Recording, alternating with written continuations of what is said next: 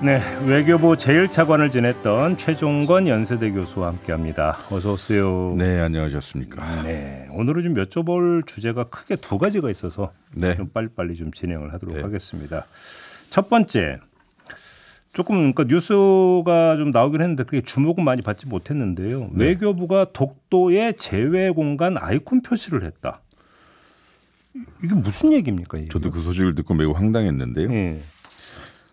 그러니까 외교부에서 우리나라의 제외 공간, 그러니까 대사관과 영사관이 어디에 어느 나라 어느 도시에 있는지 표기하는 세계 지도가 있는데 이게 사이트에서 이렇게 된 거죠. 그렇죠. 외교부 사이트예요.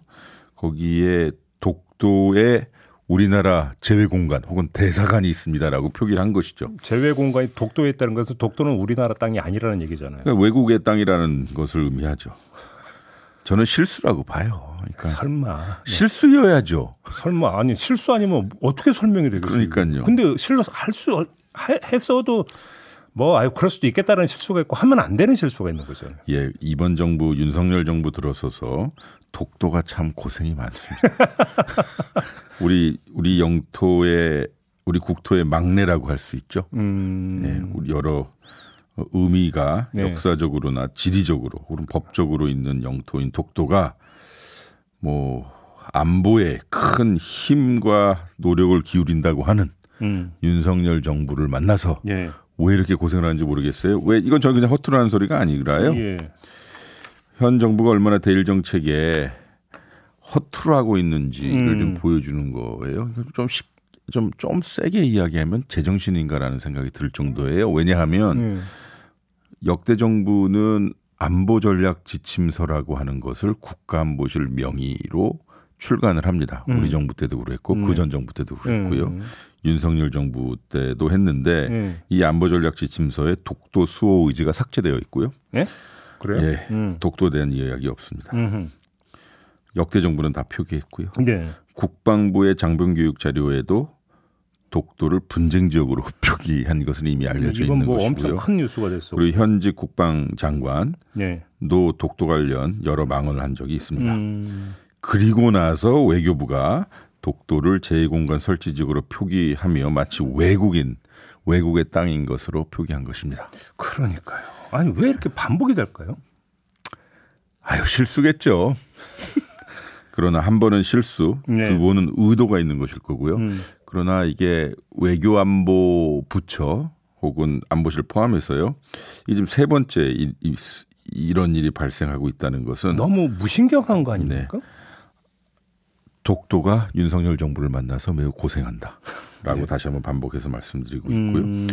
어쨌든 1월 초에 일본 외무상은 독도는 한국이 불법 점거하고 있다며 일본의 법적, 지리적, 역사적 고유 영토라고 의회에서 연설했습니다. 꼭 관련해서 하나만 더 여쭤볼게요. 일본 군마현에 있던 강제징용 조선인 추도비 철거가 됐어요. 네. 그런데 자 철거가 되는 과정에서 우리 정부가 입장을 내놓은 바가 있었나요? 예. 일단 백그라운드를 좀 말씀드리자면요. 이 비는요. 2004년 4월 군마현 타카사키시 소재 공원인 군마의 숲에 조선인을 추도하고자 군마 평화유족회라는 단체가 설립한 겁니다. 이 추도비에는요. 정말 그러니까 매우 보편적인 가치들이 담겨 있어요. 기억과 반성 그리고 우호라고 써 있고요. 우리말, 일본어, 영어로 적혀 있습니다. 크기가 작지는 않습니다. 추도비 지름이 7.2m의 콘크리트 원형 받침 위에 가로 4.5m, 세로 1.95m 크기의 비석화, 높이가 약 4m로 됩니다. 꽤 크네요. 거기에 이제 뭐라고 쓰여 있냐면요. 비문이요. 조선인에게 큰 손해와 고통을 준 역사의 사실을 깊이 반성하고 다시는 잘못을 반복하지 않겠다는 결의를 표명했습니다. 근데 이게 이제 이번에 철거가 된 거죠. 그렇죠. 이게 2004년 4월에 설치가 되었는데 14년도부터 우익의 철거 움직이 있었습니다. 이 14년도가 아베 신조 총리가 총리로 귀환한 시기와 맞물린 건데요. 2014년이 오히려 이제 더 오른쪽으로 내달리기 이제 그 시작할 때. 그러니까 오늘날 우리가 경험하고 있는 일본 우경화의 소위 시발점이라고 할 수 있죠. 근데 이게 뭐냐면 매년 이 군마 평화 유족회에서 시민 모임 추도식을 개최했던 모양이에요. 네. 그때 조선인 강제 동원 징용공들을 강제 연행했다라고 하는 추도사를 매년 발표했는데 사실 우리 입장에서 보면 사실을 적시한 것인데 저쪽에서는 우익 쪽에서는 이게 매우 정치적 발언이라고 해서 강제가 아니다. 예, 돈 벌러 온 거다. 한 거죠. 그래서 일본의 최고 재판소에서는 이걸 철거를 명하게 된 거예요. 뭐 군마현이 설치 허가를 연장해주지 않았고요. 그래서 소를 제기하니 최고 재판소에서는 군마현의 행정 조치가 맞다라고 했던 겁니다. 애초에 이 추도비 설치 허가는 10년 정도였는데 안 된 거죠. 이번에 철거되었는데요. 철거 비용이 약 3천만 원, 2억 7천만 원이 들었는데 군마현은 시민단체 청구할 방침이라고 합니다. 이때 이제 이걸 한번 보시죠. 강제징용공 문제에 관련해서 대한민국 대법원의 판결이 날 때마다 일본 정부는 바로 나왔죠. 우리 주일 한국 대사를 조처하여 혹은 공사를 조치할 경우도 있었죠. 해서 이런저런 외교적 항의와 비난을 했습니다. 우리 대한민국 외교부 혹은 정부는요. 그런 조치가 없었고요. 외교부 대변인 명의로 정례 브리핑에서 이러한 발언이 나온 게 답니다. 무엇이냐면 이 사안에 대해서는 이미 일본 시민단체 그리고 또한 일본 최고재판소의 판결 등으로 일본 내에서도 필요한 절차가 진행되었던 것으로 알고 있다라고 합니다. 한일 양국 간 필요한 소통을 통해 이 사안이 우호관계를 저해하지 않는 방향으로 해결될 수 있도록 기대하고 있다라고. 말 그대로 관찰자 시점이에요. 이게 우리나라 외교부 아닌 거죠. 그러니까 지켜보고 기대하고 있다는 것은 당사자 시점이 아니라 관찰자 시점. 예, 지금 제가 뭐 전직 외교부 차관이지만 정말 대한민국 외교부는 이 사안에 관해서는 국적이 없어 보입니다. 아니 그러면 역사 의식도 없어 보이고요. 일본 최고 재판소가 이렇게 판결을 했기 때문에 우리 정부가 나서서 이래라 저래라 할 수 없다고 만약에 그런 기조라면 그대로 대입을 해서 강제징용 배상 결정에 대해서 일본 정부가 이래라 저래라 하는 것에 대해서 강하게 받아치고 나왔는 게 맞는 거죠. 그게 일관성인 거죠, 오히려. 네. 다만 이 추도비를 세우고 관리해온 일본 시민단체들은 추도비 철거는 일본이 저지른 가해 역사를 지우려는 행위, 이 비석이 철거되더라도 역사를 기억 반성하고 우호관계로 나아가려 했던 정신은 계속 이어질 것이다라고 했고요. 일본 예술인 4,300명은 철거 반대에 서명하여 군마현에 제출했습니다. 3인당도 철거 중단 요구했고요. 아사히 신문은 1월 30일 사설에서 급작스럽고 이해할 수 없는 폭거라고 규정을 하고요. 전쟁 이전의 일본을 미화하는 풍조가 강해지고 있다. 일부 세력의 항의를 받은 군마현이 정치적 중립을 방패 삼아 무사 안일주의에 빠진다면 역사 왜곡을 돕는 것이다라고 얘기합니다. 도쿄신문도 학계 비판 목소리를 전달합니다. 제가 이걸 일일이 꼬집어서 말씀드린 이유는 대한민국 외교부는 이러한 입장을 취하고 있는데 일본의 양심 있는 혹은 이성적인 목소리들은 매우 일본 정부와 군마현을 비난하고 있다는 것을 주목할 필요 있습니다. 아니 그러니까 여기서 공학적으로만 얘기를 하더라도 일본 내 양심 세력의 목소리를 더 높이고 그래서 일본 여론을 유리하게 끌고 가기 위해서라도 우리 정부가 더 강하게 나섰어야 되는 거죠. 그래서 일본 내 양심 세력들이 이런 어떤 제대로 된 목소리를 내는 환경을 더 조성해 주는 게 더 맞는 거 아닙니까, 그게? 저는 앵커님 말씀에 동의하죠. 저한테 대고 자꾸 이렇게 말씀하시면 저도 갑자기 겁이 나요. 뭐 내가 잘못한 거 있나? 왜냐하면 이게 2014년도부터 한다고 했으니 문재인 정부가 걸쳐 있었던 시기였고요. 그러나 그때는 이 역사적 문제에 대해서 과거에 대해서는 당당히 대했던 시절이었어서요. 두 가지 지점만 좀 소개시켜 드릴게요. 일본 시민단체의 한 문구가 제 귀에 일종의 울림이 세서요. 예.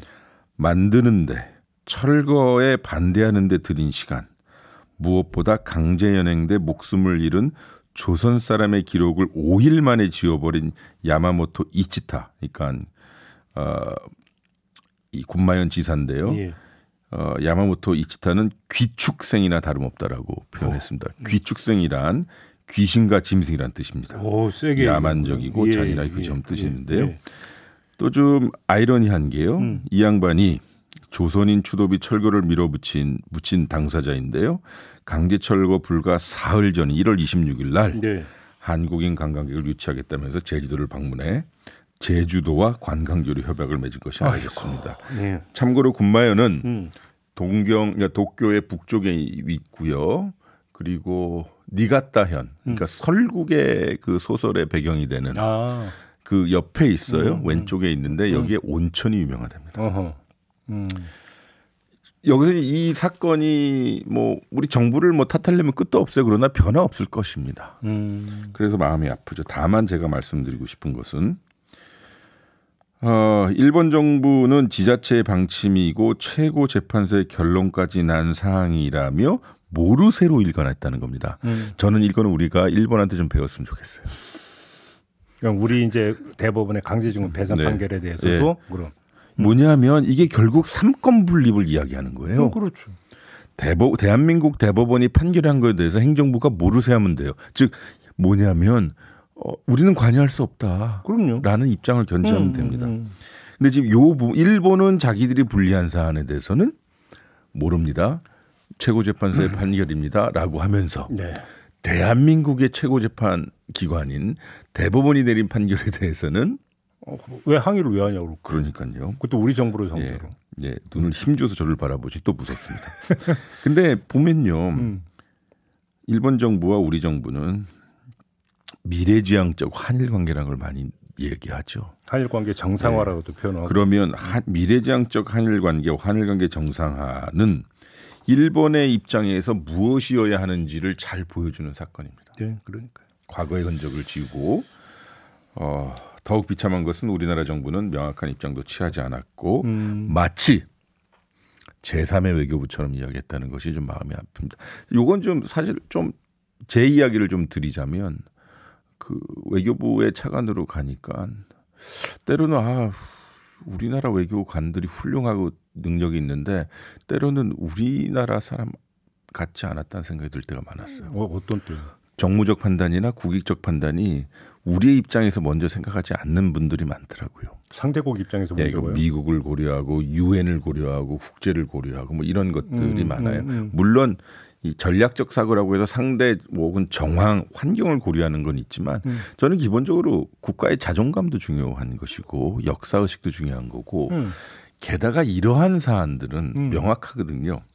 게다가 인권과 같은 보편적 가치를 논의할 때 이것보다 더 보편적인 게 어디 있어요? 전시 상황 중에 자신의 인권과 노동권이 강제로 침해받은 일들인데요. 정리를 하면 윤석열 정부의 태도는 소극적인 겁니까? 저자세인 겁니까? 저는 자세 없다고 봅니다. 아예 무자세입니까? 네. 그래서 힘든 겁니다.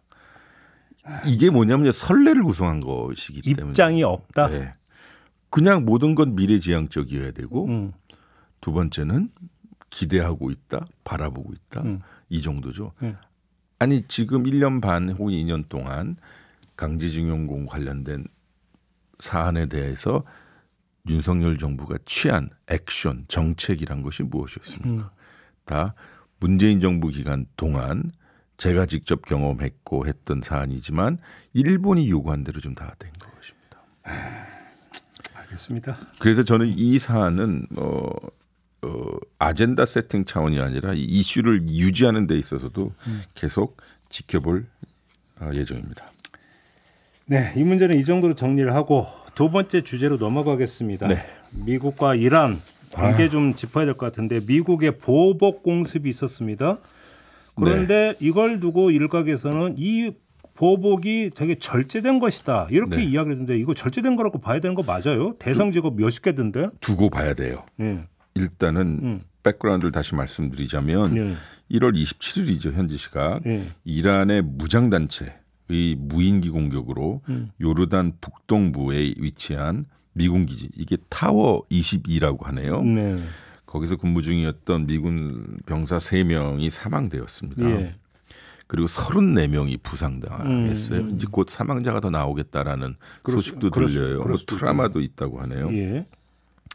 이로 인해 이 사건 자체를 이 지금 현재 발생되고 있는 중동 전쟁으로부터 분리해서 생각할 수는 없어요. 왜냐하면 이로 인해 팔레스타인 무장단체 하마스의 이스라엘 기습 공격으로 발발한 중동 전쟁이 미국의 직접 개입 및 이란과의 교전 가능성이라는 새 분수령을 맞았다는 것입니다. 네. 그러니까 우리가 개념적으로 미국이 혹은 이란이 확전하면 어떡하지라는 생각을 우려를 가지고 있었지만 1월 27일 날 미국 병사가 사망하는 네. 즉 이란이 후원하는 단체로부터 공격을 받아 사망하는 사건이 발생됐기 때문에 미국의 소위 군사적 행동은 당연해 보였고 근데 이 일이 발생되니까 지금 미국이 아무래도 선거 기간 아니겠어요? 그렇죠. 여기서 하나 좀 짚고 넘어가야 되는 것은 중동 전쟁을 바라보는 모든 세계인들은 미국의 바이든 대통령이 선거를 앞두고 있거나 선거 중이라는 것을 알고 있어요. 모르는 사람이 누가 있어요? 아니 그러니까 이게 무슨 뜻이냐면 이걸 가지고 어떻게 자기네 입장에서 전략적으로 활용할 것이냐 이거. 그러니까 네타냐후는 이스라엘 총리 네타냐후는 자기가 세게 나가면 나갈수록 미국의 바이든 행정부는 자신을 반대할 수 없다라고 생각할 것이고 이란도 자기가 이스라엘을 공격한다 한들 바이든이 이거 얼마나 더 확전할 수 있겠어라는 생각이 있는 거죠. 네네네. 그러니까 각자의 관점에 생각하는 거죠. 트럼프도 자기의 관점에 생각하는 거죠. 이 일이 발생되자마자 미국에 대한 이 뻔뻔한 공격은 왜 발생했어? 바이든이 나약해서 발생했어라고 하고요. 네. 공화당도 호재를 만난 것처럼 여기저기서 얘기해요. 특히 미 공화당은요 민주당보다 더 반이란 정서가 셉니다. 네. 어떻게 보면 미국 의회의 정서 중 반북한 반이란이 있다면 반이란이 더 셉니다. 그러니까 오바마 정부에 이란하고 그 핵 협상을 파기시킨 게 트럼프 행정부죠. JCPOA인데요. 트럼프 정부가 있죠. 그때도 고생했던 거 생각하면 저도 힘들어 죽겠네요. 이란은 전 3번 가봤어요. 그래서 고생 많이 했어요. 제 입으로 고생이라고 말하기는 그렇지만 아무튼 공화당의 코닌 상원의원이라는 사람은 테헤란을 목표로 삼아서 공격해라라는 발언까지 했어요. 이러면 이건 그 전면전 가져가는 얘기잖아요. 네. 근데 우리 말씀하셨다시피 2일 날 현지 시각 2일이었는데요. 중동 주둔 미군 사망에 대한 보복 공격이 있었습니다. 네. 본토에서 전략폭격기 B1 랜서를 출격시켰는데 이 B1 랜서가 우리 한반도 상공에서 가끔 나타나는 소위 죽음의 백조라고 하는 겁니다. 죽음의 백조 맞아요. 네. 하나 보세요. B1 랜서가 출격했는데 핵폭탄을 사용하지 않고 그냥 일반 폭탄을 사용했어요. 그렇죠? 여기 똑같은 기종이 오거든요. 우리는 마치 거기 핵폭탄이 실릴 거라고 생각하는데 B1 랜서 죽음의 백조는 핵무기를 실을 수 없습니다. 탑재가 안 돼요? 왜냐하면 공학적으로는 실을 수 있는데요. 미국하고 소련이 맺었던 핵 군축 혹은 핵 감축 협상에 의해서 탄두는 제한을 하되 이 운반 체계에도 많이 제한을 시켰어요. 그래서 폭격기에 핵무기를 실지 못하는 기종으로 된 것이 B1 랜서 죽음의 백조입니다. 그렇구나. 그래서 85개에서 125개를 30분간 타격했다는 이야기도 나오고 그러나 이는 미군이 동원할 수 있는 최대의 화력이었느냐라는 의문이 듭니다. 그건 아닐 것 같아요. 근데 오늘 새벽에 백악관 발표를 보니까 이렇게 얘기했더만요. 이는 곧 불과 시작일 뿐이다. 네, 뭐 2차 공격을 예고하긴 했어요. 근데 어쨌든 저는 미국이 소위 호흡 조절을 잘하고 있는 것 같아요. 먼저 이란 본토를 직접 공격하지 않았다는 거. 네. 두 번째는 5일에서 일주일 정도 시간을 보면서 즉 공격이 발생된 이후에 5일에서 7일 정도 군사 대응 방침과 공격 목표물에 대해 여러 암시를 했거든요. 좀 뜸을 좀 들였다. 그렇죠. 그래서 이란의 오해를 좀 방지하려고 했던 건 아닌가 싶고요. 네, 우리 하니까 그러니까 니네 준비해라 이렇게 되는 겁니까? 그렇죠. 이런 거죠. 때리더라도 우리 병사들을 사살한 그 당사자들만 때릴 거야라는 거거든요. 그러니까 매우 조절된 복수만 할 거야. 보복 조치만 할 거야. 쉽게 이런 거 내가 살짝 한 대만 때릴 테니까 너 오버하지 마. 뭐 이런 거죠. 그렇죠. 즉 뭐냐면 확전을 원하지 않고 있다라는 그렇죠. 메시지를 그렇죠. 외교 채널이나 뭐 한 거죠. 그랬던 일은 당연하죠. 지금 아무래도 이스라엘 달래기도 힘든데. 근데 또 그 이란이 오버하고 싶어도 오버할 형편이 못 된다면서요 지금. 예. 저는 이란 잘하시잖아요. 뭐 가봤다고 잘하는 건 아닌데요. 그거 안 가본 사람보다 100배 낫지. 힘들어요. 뭐냐면 우리를 좀 제재를 너무 세게 받고 있어서요. 테헤란시를 가면 마치 우리처럼 중구, 종로구, 뭐 영등포구 있다 치면 하루에 2시간씩 돌아가면서 단전이 돼요. 아 그래요? 왜냐하면 이상하죠. 왜냐하면 이란은 세계 2번째 혹은 3번째 원유 생산국인데. 그렇지. 근데 이걸 발전할 수 있는 기계와 부품이 제재 때문에 수입이 안 되는 거예요. 이게 군사 장비도 많이 노화됐다고. 군사 장비도 많이 노화됐죠. 뭐 왜냐하면 이걸 수입할 수 있는 의지가 안 되니까요. 돈도 없고. 전기 생산 설비도 지금 제재에 대해서. 그리고 식량도요. 블랙마켓에서 옆에 이웃 국가로부터 수입해야 되는 상황이에요. 카타르가 그래서 많이 도와주는데. 그리고 그럼에도 불구하고 이건 좀 봐야 될 것 같아요. 여력이 없다고 해서 못하느냐. 물론 지금은 예멘의 후티 반군, 그다음에 헤즈볼라, 그리고 이런저런 반군들에 대해서 무기를 지원해주고 있는데요. 이란은 우리나라와 같은 국가가 아닙니다. 신정 국가이고 내각이 있음과 동시에 혁명수비대가 있고요. 혁명수비대가 세다면서요? 혁명수비대가 이란의 정규군보다 돈을 더 많이 쓰이고 있고요. 이들이 예편하면 지역으로 돌아가 국회의원이 되거나 종교지도가 돼요. 비즈니스도 한다면서요? 네. 무역도 하고. 욕을 아주 잘합니다. 강간으로서 얘기하면. 예. 그래서 이건데 지금 저는 좀 모르겠어요. 이게 유튜브 방송이니까 거의 난장판 5분 전이 아닌가라는 생각이 들어요. 이란이? 그러니까 아니요. 이 중동 전쟁 판국이요. 분명히 객관적으로 따지면 이란은 이 국력이 좀 딸려 보여요. 힘들어 보여요. 예. 그러나 강성 정권이 들어서 있지요. 그러나 이거를 서로의 관점에서 잘 활용한다고 제가 아까 말씀드렸잖아요. 이 미국의 대선이라는 것을. 이미 이 전쟁은 구조적으로요. 이슬람권의 순위하고 시아 종파 간의 대결로 보이기도 하지만 세속주의와 원리주의의 갈등도 보이고요. 중동 내 민족 갈등도 엮여 있고요. 이스라엘에 관련된 이 역사적 반감, 미국에 대한 반감. 여러 가지가 있는데 더군다나 행위자들이 국가가 아니라 무장단체들이에요. 그래서 이란이 지원을 했네, 누가 지원을 했네. 그렇죠. 이를테면 홍해에서 후티 반군이라고 하는 이것도 국가가 아니거든요. 말 그대로 반군. 예, 그러니까 우리 해주보려고. 그렇죠. 그들이 마치 정규군처럼 보이지만 예멘국이 아니니까 이들이 막 홍해를 지나가는 상선하고 군함을 막 공격을 해요. 그러니까 지금 게다가 지금 요번에 미군 병사 사고가 나고 미국이 절제된 그러나 앞으로 지속적으로 한다니 이게 공이 어디로 튈지 모르는 거죠. 어디서든 그러니까 말 그대로 이럴 때 이제 쓰는 표현이 뭐냐면 곳곳이 지뢰밭이다. 그렇죠. 이렇게 되는 거죠. 그리고 이스라엘과 레바논에 지금 주둔해군 헤즈볼라는 사실상 전면전에 들어갔다는 이야기도 들고 있거든요. 그러면 바이든 대통령은 좀 미쳐버리죠. 선거도 지금 힘들어 죽겠는데 2개의 전쟁을 핸들링하고 있고 그리고 우리나라도 혹은 한반도도 대만도 지금 마치 물이 불불 끓기 직전인 것처럼 보이고요. 게다가 자기네 병사가 죽었으니 반드시 군사적으로 대응해야 되는 것이고요. 그렇죠. 그러니까 힘들죠. 그러니까 결국은 대응은 안 할 수는 없고 그렇다고 다중전선을 펴기에는 역부족이고 그러니까 수위 조절을 하고 있다. 네. 그러나 우리의 입장에서 한 가지는 명확해야 되는 것이 미군이 사망하는 분쟁에서는 미국은 반드시 대응한다. 그렇죠. 그거는 미국의 기본적인 원칙인 것 같아요. 그렇죠.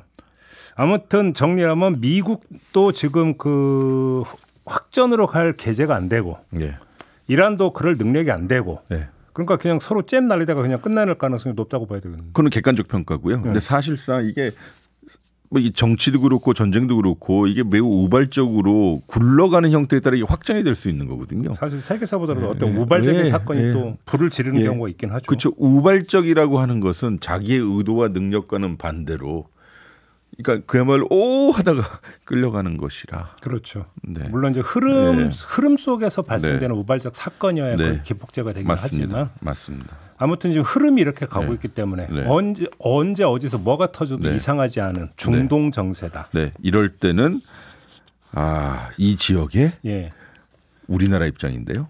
지역에 뭐라고 함부로 얘기하지 말고 정말로 잘 보고 있어야 된다. 진짜로 관찰자 시점이 필요한 건 중동을 향해서 아닙니까? 일본이 아니라. 그렇죠. 네, 맞습니다. 좋습니다. 진행 잘합니까? 보는 분들이 많아요. 뭔가 짜고 치는 것 같다는. 아니요. 알겠습니다. 네. 이렇게라도 해야죠.